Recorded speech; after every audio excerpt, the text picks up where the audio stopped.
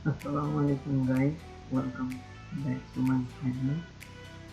তো আজকে আমি একটা নতুন ভিডিও নিয়ে এসেছি যেখানে আমি দেখাবো কিভাবে এপিআই রেফারেন্সিং কিংবা সাইটেশন করা যায় মাইক্রোসফট ফন্টের মাধ্যমে।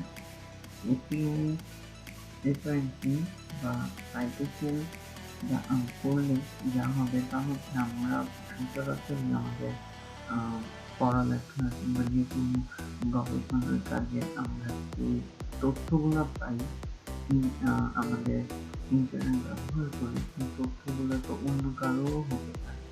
তো অন্য কারো তথ্য যখন আমরা ব্যবহার করবো আমাদের নিজেদের কাজে, তখন সেখানে আমাদের রেফারেন্স এই রেফারেন্স দেওয়ার জন্য হচ্ছে যে কিছু পদ্ধতি আছে।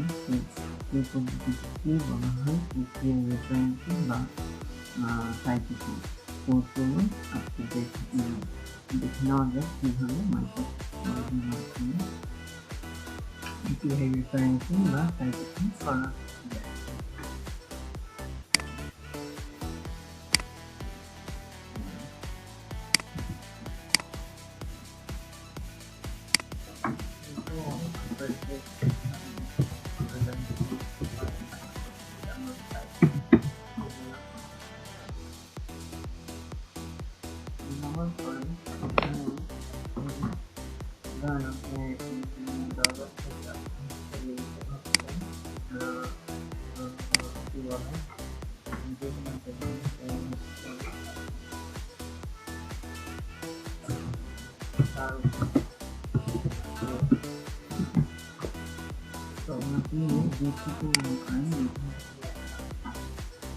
এই লেখাগুলো আপনি কপি করলেন, কপি করে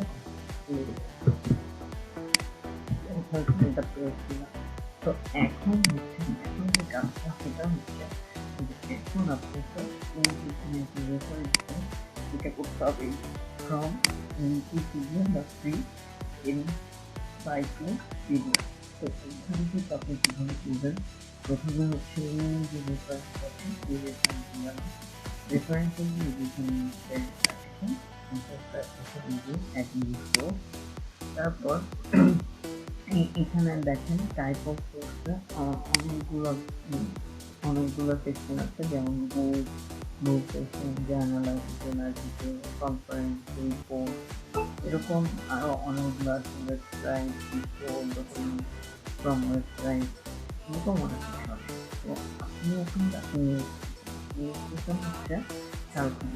তো ধরেন ঝাড়খণ্ড নিয়ে আমরা এটাকে দিলাম হচ্ছে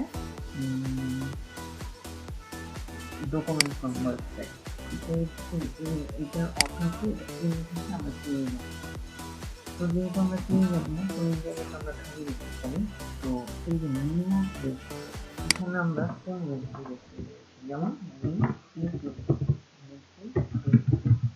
তারপর নেম অফ ওয়েবসাইট, এটা উইকিপিডিয়া।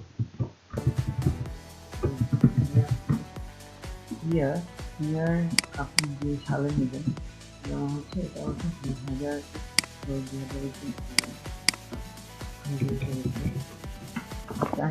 চাইলে আপনি হচ্ছে ইউআরএলও দিতে পারেন।